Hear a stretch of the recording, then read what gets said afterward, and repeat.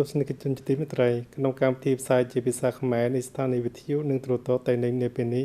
យើងខ្ញុំសូមគោរពអញ្ជើញបងប្អូនជនជាតិនិងប្រិយមិត្តតាមដានកម្មវិធីមិនដូចតទៅជាបឋមគឺមេត្តាព័រមានចំណុចថវិកានិងជាចរន្តសន្តោសកំណើនស្ថិរភាពក្តីរីករាយរបស់ពិរុណជនក្នុងថ្ងៃលើកលែងទោសឥឡូវនេះសូមគោរពអញ្ជើញបងប្អូនជនជាតិនិងប្រិយមិត្តតាមដានកម្មវិធី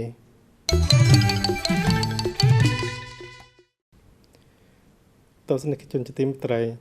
យោងតាមមន្ទីរហិរញ្ញវត្ថុចំនួនថវិការដ្ឋនៅលើភូមិសាស្ត្រខេត្តក្នុងខែមេសាឆ្នាំ2025បានប្រមាណសម្រេចបាន 1223,000 លានដុល្លារគិតជារួម4ខែដើមឆ្នាំចំនួនថវិកាសរុបបានប្រមាណថាសម្រេចបានជាង 5,449,000 លានដុល្លារស្មើនឹង 41.4% នៃការបានប្រមាណប្រចាំឆ្នាំ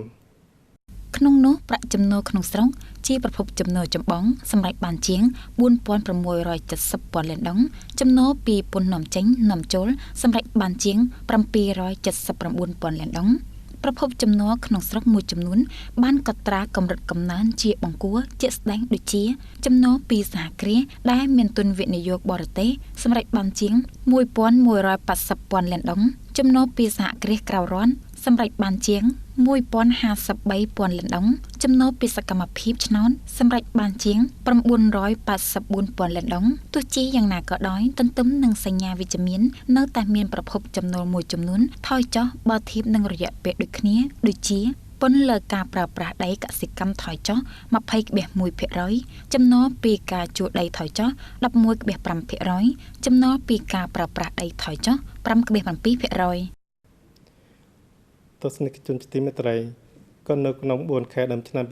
2025សន្ទុះផលិតឧស្សាហកម្មនៅលើភូមិសាស្ត្រខេត្តបានកើនឡើងជាង 15% ដែលក្នុងនោះក្រុមឧស្សាហកម្មជាច្រើនមានសន្ទុះកើនឡើងខ្ពស់ដូចជាឧស្សាហកម្មរ៉ែឧស្សាហកម្មកែច្នៃនិងផលិតជាក់ស្ដែងក្នុង4ខែដើមឆ្នាំក្រុមឧស្សាហកម្មអាជីវកម្មរ៉ែមានសន្ទុះផលិតកើនឡើងជាង 10.6% ក្រុមវិស័យឧស្សាហកម្មកែច្នៃនិងផលិតកើនឡើងជិត 16%ដើម្បីជំរុញផលិតឧស្សាហកម្មបណ្ដាវិស័យសមត្ថកិច្ចរបស់ខេត្តបាននឹងកំពុងជំរុញខ្លាំងការអនុវត្តកំណែទម្រង់រដ្ឋបាលដើម្បីបង្កលក្ខណៈអំណោយផលសម្រាប់សហគ្រាសដូចជាពិនិត្យផ្ទៀងផ្ទាត់ស្នើកែប្រែនិងបំពេញបន្ថែមបណ្ដាបទកំណត់ច្បាប់ដែលនៅសេសសល់ជាប់គាំងនិងរាំងស្ទះដល់សកម្មភាពវិនិយោគផលិតនិងអាជីវកម្មទន្ទឹមនឹងនោះជំរុញខ្លាំងការគាំទ្រសហគ្រាសឲ្យបង្កើនការអនុវត្តដំណោះស្រាយបច្ចេកទេសទំនើបបង្កើនប្រសិទ្ធភាពសូចនាករបច្ចេកវិទ្យានិងកម្រិតប្រើប្រាស់ជឿនលឿនតាមគំរូសមស្របដើម្បីកាត់បន្ថយថ្លៃដើមផលិតក្នុងកម្រិតសមស្របនិងធានាប្រសិទ្ធភាពផលិតអាជីវកម្មប្រមូលផ្ដុំអនុវត្តបណ្ដាសកម្មភាពតបជាប់ការផ្គត់ផ្គង់និងតម្រូវការស្វែងរកទីផ្សារក្នុងនិងក្រៅប្រទេសជាពិសេសទីផ្សារនាំចេញសកម្មភាពលក់រាយទំនិញនិងសេវាកម្មប្រើប្រាស់នៅលើភូមិសាស្ត្រខេត្តក្នុងខែមេសាបានបន្តកត់សម្គាល់កើនឡើងបន្តិចបន្តួចបើធៀបនឹងខែមុនសម្រាប់បានកំណើនចិន 0.6% មូលហេតុចម្បងគឺដោយសារថ្ងៃឈប់សម្រាកបុណ្យរំលឹកគុណសម្ដេចហង្សវឿងនិងថ្ងៃទី30ខែមេសាថ្ងៃទី1ខែឧសភាអូសបន្លាយដែលត្រូវបានចាត់ទុកថាជាថ្ងៃឈប់សម្រាកយូរទី2ក្នុងឆ្នាំបន្ទាប់ពីបុណ្យចូលឆ្នាំថ្មីប្រពៃណីជាតិនៅតាមបណ្ដាប្រព័ន្ធផ្សារទំនើបហាងនិងផ្សារប្រពៃណីបរិមាណទំនិញសម្រាប់បំពេញតម្រូវការប្រើប្រាស់ក្នុងឱកាសបុណ្យត្រូវបានកើនយ៉ាងខ្លាំងស្របពេលជាមួយគ្នានោះមានច្រើនកម្មវិធីបញ្ចុះតម្លៃក៏ត្រូវបានអនុវត្តដើម្បីជំរុញការទិញទំនិញផងដែរសរុបកម្រិតការលក់រាយទំនិញនៅលើភូមិសាស្ត្រខេត្តក្នុងខែមេសាត្រូវបានប៉ាន់ប្រមាណថាសម្រេចបានជាង 8,660,000 លានដុល្លារគិតជារួម4ខែដើមឆ្នាំ2025ប្រាក់ចំណូលសរុបពីការលក់រាយទំនិញនៅលើភូមិសាស្ត្រខេត្តត្រូវបានប៉ាន់ប្រមាណថាសម្រេចបានជាង 34.500,000 លានដុល្លារកើនឡើងជាង 12% បើប្រៀបធៀបនឹងរយៈពេលដូចគ្នាកាលពីឆ្នាំមុនប្រិយមិត្តទីគោរពក្នុងឱកាសបាន30មេសានិងថ្ងៃទី1ខែឧសភាឆ្នាំនេះភ្ញៀវទេសចរមកកាន់ទីនេះអាចជ្រើសរើសបានយ៉ាងងាយស្រួលនៅដំណើរកម្សាន្តដែលតបចាប់ទៅនឹងទស្សនាបណ្ដាកន្លែងទេសចរលេចធ្លោដូចជាទេសចរបទពិសោធន៍បណ្ដាផលិតកម្មកសិកម្មទេសចរត្រឡប់មកភពដើមទេសចរតបចាប់និងកែដំណើរប្រវត្តិសាស្ត្រវប្បធម៌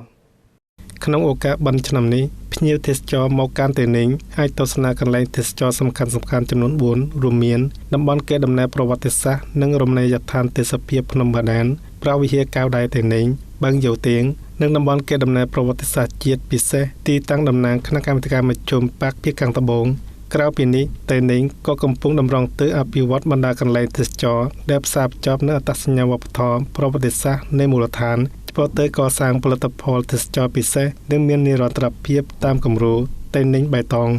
ជាពិសេសក្នុងឱកាសនេះមូលដ្ឋានក៏បានរៀបចំសកម្មភាពវប្បធម៌សិល្បៈដ៏សម្បូរបែបជាច្រើនដូចជាពិព័រណ៍រូបថតទីធ្លាតាំងបង្ហាញវត្ថុបុរាណនិងផលិតផលមូលដ្ឋានពិព័រណ៍ផលិតផលពិសេសតាមតំបន់ប្រតិទិគោរពមន្ទីរអប់រំនិងបណ្ដុះបណ្ដាលបានស្នើឲ្យបណ្ដាការិយាល័យអប់រំនិងបណ្ដុះបណ្ដាលបណ្ដាសាលាអនុវិទ្យាល័យនិងវិទ្យាល័យនានាត្រូវម្ចាស់ការត្រៀមរៀបចំសម្រាប់ស្ម័យប្រឡងជ្រើសរើសសិស្សចូលរៀនថ្នាក់ទី10ឆ្នាំ2025-2026ដោយបានធានានូវភាពចំហតម្លាភាពយុត្តិធម៌រួមចំណែកលើកម្ពស់គុណភាពនៃការជ្រើសរើសសិស្សតាមនោះបណ្ដាសាលាមធ្យមសិក្សាត្រូវជំរុញខ្លាំងការឃោសនាលើចំណុចសំខាន់ៗដូចជាមុខសញ្ញាជ្រើសរើសសិស្សភាគកម្រិននិងភូមិសាស្ត្រជ្រើសរើសសិស្សវិធីសាស្ត្រជ្រើសរើសសិស្សដំណើរការចុះឈ្មោះបំណងរបបជ្រើសរើសផ្ទាល់ការផ្ដល់អាទិភាពនិងការលើកទឹកចិត្តលក្ខខណ្ឌជ្រើសរើសពេលវេលាពិនិត្យជ្រើសរើសនិងប្រកាសលទ្ធផលទន្ទឹមនឹងនោះណែនាំដល់គ្រូបង្រៀននិងសិស្សានុសិស្សរៀនតាមរចនាសម្ព័ន្ធនៃសំណួរប្រឡងជ្រើសរើសសិស្សចូលរៀនថ្នាក់ទី10ដោយមន្ទីរអប់រំនិងបណ្ដុះបណ្ដាលដាក់ចេញដើម្បីធានាគុណភាពរៀនសារស្របតាមតម្រូវការសំណួរប្រឡងជួយសិស្សមានទំនុកចិត្តឈានចូលសម័យប្រឡងការត្រៀមរៀបចំយ៉ាងម៉ឺងមុននិងគ្រប់ជ្រុងជ្រោយនៅគ្រប់ដំណាក់កាលនិងរួមចំណែកយ៉ាងសំខាន់ដល់ភាពជោគជ័យនៃសម័យប្រឡងជ្រើសរើសសិស្សចូលរៀនថ្នាក់ទី10ការពារសិទ្ធិសម្រាប់សិស្សនិងលើកកម្ពស់គុណភាពប្រភពចូលនៅបណ្ដាសាលាមធ្យមសិក្សានិងវិទ្យាល័យនានាលើភូមិសាស្ត្រខេត្តប្រិយមិត្តទីគោរពថ្ងៃទី30ខែមេសាឆ្នាំនេះគ្រប់អនុស្សាវរីយ៍លើកទី50ឆ្នាំទិវារំដោះភាគខាងត្បូងឯកភាពទឹកដីក្នុងឱកាសនេះអ្នកទោសជាច្រើនអ្នកនៅពន្ធនាគារកែកៃដែលមានដំណើរការកែខ្លួនល្អគោរពនឹងម៉ាត់នៅបទបញ្ញត្តិនៃទីកន្លែងឃុំខ្លួនដឹងកំហុសនិងកែប្រែផលវិបាកត្រូវបានប្រធានរដ្ឋចុះហត្ថលេខាលើការសម្ដែងលើកលែងទោសពួកគេត្រូវបានផ្ដល់ឱកាសឲ្យត្រឡប់ជាមួយសហគមន៍វិញចាប់ផ្ដើមជីវិតសាជាថ្មីពីគោលនយោបាយលើកលែងទោសដល់មនុស្សធម៌និងសន្តិប្រណីទោសរបស់បកនិងរដ្ឋនៅក្នុងការលើកលែងទោសនៅពន្ធនាគារកែកៃលើកនេះមានអ្នកទោសចំនួន89នាក់គ្រប់លក្ខខណ្ឌដោះលែងមុនពេលកំណត់ពួកគេគឺជាអ្នកដែលបានខិតខំប្រឹងប្រែងកែប្រែខ្លួនបានល្អបង្ហាញយ៉ាងច្បាស់នៅការវិបត្តិនិស្សរីនិងមានការបដិញ្ញាចិត្តក្នុងការត្រឡប់ចូលមកចូលរួមក្នុងសហគមន៍វិញគោលនយោបាយលើកលែងទោសបង្ហាញនៅគោលនយោបាយមនុស្សធម៌និងសន្តិប្រណីទោសរបស់បកនិងរដ្ឋចំពោះអ្នកដែលបានប្រព្រឹត្តខុសឆ្គងប៉ុន្តែបានដឹងកំហុសនិងវិបត្តិនិស្សរីចំពោះទង្វើរបស់ខ្លួនរាល់ការសម្រេចលើកលែងទោសនីមួយៗមិនត្រឹមតែជាឱកាសដើម្បីចាប់ផ្ដើមជីវិតសាជាថ្មីប៉ុណ្ណោះទេប៉ុន្តែវាក៏ជាសារនៃការជឿទុកចិត្តនិងជាប្រភពនៃការលើកទឹកចិត្តដ៏ខ្លាំងក្លាដែលបន្ថែមថាមពលឲ្យពួកគេបន្តដំណើរទៅមុខនៅលើមាគ៌ានៃការកែប្រែខ្លួន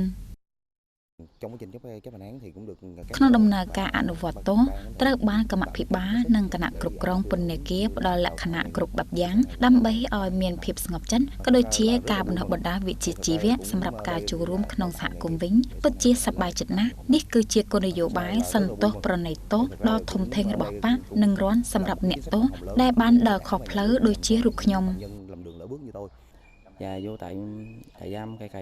ពេលនៅក្នុងពន្ធនាគារកែកៃយើងខ្ញុំត្រូវបានបង្រៀនវិជ្ជាជីវៈដូចជាត្បាញកៅអីធ្វើរោមភ្នែកនិងផ្សារដែងត្រឡប់ទៅផ្ទះបានជួបជុំគ្រួសារខ្ញុំនឹងយកជំនាញដែលខ្ញុំបានរៀននៅទីនេះដើម្បីអនុវត្តក្នុងជីវភាពដើម្បីថែទាំខ្លួនឯងគ្រួសារនិងសង្គមដើម្បីមិនឲ្យបំពានច្បាប់ ការពិនិត្យនិងអនុម័តលើកលែងទោសត្រូវបានអនុវត្តយ៉ាងម៉ត់ចត់និងត្រឹមត្រូវតាមនីតិវិធីនៃច្បាប់អ្នកទោសដែលត្រូវបានពិនិត្យលើកលែងទោសត្រូវបំពេញគ្រប់គ្រាន់លក្ខខណ្ឌកែខ្លួនបានល្អមិនមានការបំពានវិន័យគោរពយ៉ាងម៉ឺងម៉ាត់នៅបទបញ្ញត្តិនៃទីកន្លែងឃុំខ្លួនដឹងកំហុសកែប្រែផលវិបាកមានស្មារតីចង់កែខ្លួនសន្យាថានឹងមិនបង្កផលប៉ះពាល់ដល់សន្តិសុខនិងសណ្ដាប់ធ្នាប់នៅពេលត្រឡប់ទៅមូលដ្ឋានវិញខិតខំដើម្បីក្លាយជាពលរដ្ឋល្អសម្រាប់សង្គមនៅពេលដែលបោះជំហានចេញពីខ្លងទ្វារពន្ធនាគារសង្ឃឹមថាពួកគេនឹងចេះគោរពជីវភាពគោរពច្បាប់មិនប្រព្រឹត្តបទល្មើសម្ដងទៀតនិងមួយជំហានម្ដងកសាងអនាគតដ៏ល្អប្រសើរបន្ទាប់ពីត្រឡប់មកចូលរួមក្នុងសហគមន៍វិញនិងសម្របខ្លួនទៅនឹងជីវភាពគឺខិតខំអនុវត្តឲ្យបានល្អនៅបណ្ដាបទបញ្ញត្តិនៃច្បាប់ដោយដែលបានចែងនៅក្នុងលិខិតសន្យាសុំលើកលែងទោសសម្រាប់រយៈពេលខាងមុខបដិញ្ញាមិនប្រព្រឹត្តបទល្មើសចំពោះអ្នកទោសដែលកំពុងជាប់ឃុំនៅទីនេះដែលមិនទាន់ត្រូវបានលើកលែងទោសគឺសំណូមពរត្រូវតែជឿជាក់លើគោលនយោបាយនិងខិតខំអនុវត្តឲ្យបានល្អchấp hành tốt nội quy cơ sở giam giữ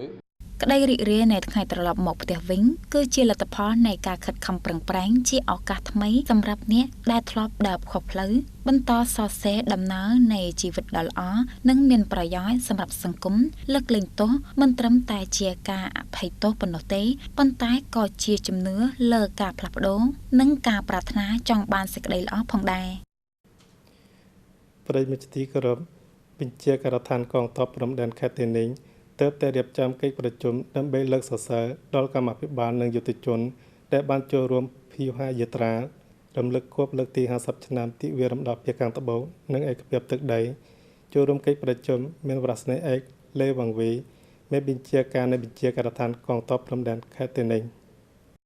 បានដឹងថាបញ្ជាការដ្ឋានកងទ័ពព្រំដែនវៀតណាមបានជ្រើសរើសកងទ័ពព្រំដែនខេត្តតេនិញឲ្យចូលរួមក្នុងពិធីរំលឹកខួប50ឆ្នាំទិវារំដោះភាគខាងត្បូងនិងឯកភាពទឹកដីគណៈភិបាលនិងយុទ្ធជនកងទ័ពព្រំដែនខេត្តតេនិញចំនួន4នាក់មានកិត្តិយសបានចូលរួមថ្លែងមតិក្នុងកិច្ចប្រជុំវរស្នេហ៍ឯកលេវ៉ាងវីមេបញ្ជាការនៃបញ្ជាការដ្ឋានកងទ័ពព្រំដែនខេត្តតេនិញបានអបអរសាទរចំពោះបណ្ដាសមាមិត្តដែលសម្រេចបានភារកិច្ចដែលបានប្រកល់ហើយនេះក៏ជាកិត្តិយសនិងមោទនភាពសម្រាប់បុគ្គលដែលបានចូលរួមជាផ្ទាល់ក៏ដូចជាកងកម្លាំងកងទ័ពព្រំដែនខេត្តតេនិញទាំងមូលដែលបានរួមចំណែកបញ្ជាក់ពីអត្ថន័យតួនាទីនិងតម្លៃក្នុងពិធីរំលឹកខួបលើកទី50ឆ្នាំទិវារំដោះភាគខាងត្បូងនិងឯកភាពទឹកដីទស្សនិកជនទីមេត្រីគិតចាប់ពីឆ្នាំ2001រហូតដល់បច្ចុប្បន្នប្រសិនបើចែកចែងជាចន្លោះពេល5ឆ្នាំជាដំណាក់កាលអភិវឌ្ឍនៅដំណាក់កាល2021-2025តេនិញសម្រេចបានលទ្ធផលខ្ពស់បំផុតក្នុងការតាក់ទាញការវិនិយោគទោះបីនេះជាដំណាក់កាលដែលសេដ្ឋកិច្ចប្រទះនឹងការលំបាកជាច្រើនក៏ដោយសារឥទ្ធិពលនៃការរីករាលដាលនៃជំងឺ COVID-19 ក្នុងដំណាក់កាលឆ្នាំ2021-2025ទាក់ទាញការវិនិយោគទាំងក្នុងនិងក្រៅប្រទេសរបស់ខេត្តតេនិញសម្រាប់បានលទ្ធផលវិជ្ជមានសរុបទុនដែលបានទាក់ទាញវិនិយោគសម្រាប់បានជាង 64,000 លានដុល្លារនិងជិត 3.6 លានដុល្លារអាមេរិកគិតមកដល់ពេលនេះនៅលើភូមិសាស្ត្រខេត្តមាន414គម្រោងវិនិយោគបរទេសលេចធ្លោមាន5គម្រោងដែលមានទុនវិនិយោគសរុបដ៏ធំចាប់ពី 3,000 លានដុល្លារឡើងទៅកំពុងត្រូវបានអនុវត្តសរុបទុនវិនិយោគដែលបានទាក់ទាញក្នុងដំណាក់កាលឆ្នាំ2021-2025គឺច្រើនទ្វេដងជាងដំណាក់កាលមុនដើម្បីសម្រេចបាននៅលទ្ធផលខាងលើគណៈអចិន្ត្រៃយ៍នៃគណៈបកខេត្តនិងគណៈប្រតិបត្តិបកភិខេត្តសាមគ្គីទំនួលខុសត្រូវម្ចាស់ការក្នុងការដឹកនាំក្តាប់ជាប់ស្ថានភាពនិងតម្រូវការជាក់ស្ដែងដាក់ចេញនៅភារកិច្ចនិងដំណោះស្រាយសមស្របមានចំណុចសំខាន់គៀងកប្រភពធនធានសង្គមនិងទាក់ទាញបានបណ្ដាអ្នកវិនិយោគយុទ្ធសាស្ត្រក្នុងការអនុវត្តគម្រោងដែលមានលក្ខណៈជំរុញនិងស៊ីភាយទស្សនិកជនទីមេត្រីតាមដានបណ្ដាព្រឹត្តិការណ៍រំលឹកខួបលើកទី50ឆ្នាំទិវារំដោះភាគខាងត្បូងឯកភាពទឹកដីបណ្ដាអតីតយុទ្ធជននៅបេញភើកមិនអាចទប់ទល់នឹងអារម្មណ៍នឹកដល់ឆ្នាំខែដ៏វេទនាតែរុងរឿងការចងចាំអំពីមិត្តរួមក្រុមអំពីស្មរភូមិបានក្លាយជាផ្នែកមួយនៃសាច់ជាមរស់ជារៀងរហូតក្នុងបេះដូងរបស់ពួកគាត់នៅក្នុងផ្ទះទូចមួយនៅសង្កាត់សើងយ៉ាងទីរួមខេត្តពឹកឡុងខេត្តបេញភើកលោកស្រីវិញថៃមិញទួង បានរៀបរាប់អំពីឆ្នាំខែនៃសកម្មភាពបដិវត្តដ៏លំបាកប៉ុន្តែក៏មានភាពរុងរឿងផងដែរលោកស្រីទួយក្លាប់ជាប្រធានក្រុមប្រតិបត្តិការពិសេសភ្នំបារាស្ថិតនៅក្រុម K11 ប្រយុទ្ធដោយបន្តក្នុងបណ្ដាឆ្នាំនៃការតស៊ូប្រឆាំងនឹងចក្រពត្តិអាមេរិកដើម្បីសង្គ្រោះជាតិឆ្នាំ1971ឆ្នាំ1972គឺដំណាក់កាលដ៏លំបាកនៅពេលដែលសត្រូវគ្រប់គ្រងយ៉ាងតឹងរ៉ឹងបោសសម្អាតជាបន្តបន្ទាប់ដែលបណ្ដាលឲ្យការផ្គត់ផ្គង់ស្បៀងអាហារកាន់តែខ្វះខាតសត្រូវបានចូលមកវាយប្រហារនៅទីនេះដូច្នេះគ្មានការផ្គត់ផ្គង់ស្បៀងអាហារទេគឺអង្គភាពរបស់ខ្ញុំត្រូវស៊ីមើមចេកផ្លែល្វាស្ងោនិងត្រពាំងព្រៃពេលនោះជារដូវវស្សាមានត្រពាំងព្រៃសម្រាប់ហូបសង្គ្រាមកាន់តែខ្លាំងក្លាឡើងឆ្នាំ1965លោកស្រីទួយត្រូវបានផ្ទេរទៅក្រុមប្រតិបត្តិការពិសេសភ្នំបារាដែលប្រតិបត្តិការនៅក្នុងតំបន់ពីអាកាសយានដ្ឋានពើកបែងចូលទៅទីរួមខេត្តពើកឡុងភារកិច្ចរបស់ក្រុមមិនត្រឹមតែវាយប្រហារសត្រូវប៉ុណ្ណោះទេថែមទាំងកសាងមូលដ្ឋានបដិវត្តនៅក្នុងរង្វង់សត្រូវទៀតផងនៅក្នុងការចងចាំដ៏ជ្រាលជ្រៅលោកស្រីទួយមិនអាចបំភ្លេចបាននៅការជំនួយរបស់ប្រជាជននោះទេអង្គភាពរបស់ខ្ញុំធ្វើប្រតិបត្តិការដូចជានៅចំកណ្ដាលរង្វង់សត្រូវដូច្នេះសត្រូវពិតជាប្លែកអ្នកចិត្តវាយប្រហារនិងបំផ្លាញចូលជ្រៅក៏ដោយប៉ុន្តែអ្វីដែលទទួលបាននៅទីនេះយើងខ្ញុំមិនទទួលបានទេអ្វីដែលយើងខ្ញុំទទួលបានគឺប្រជាជននៅទីនេះប្រសិនបើពួកគេមិនចិញ្ចឹមនិងការពារយើងខ្ញុំទេ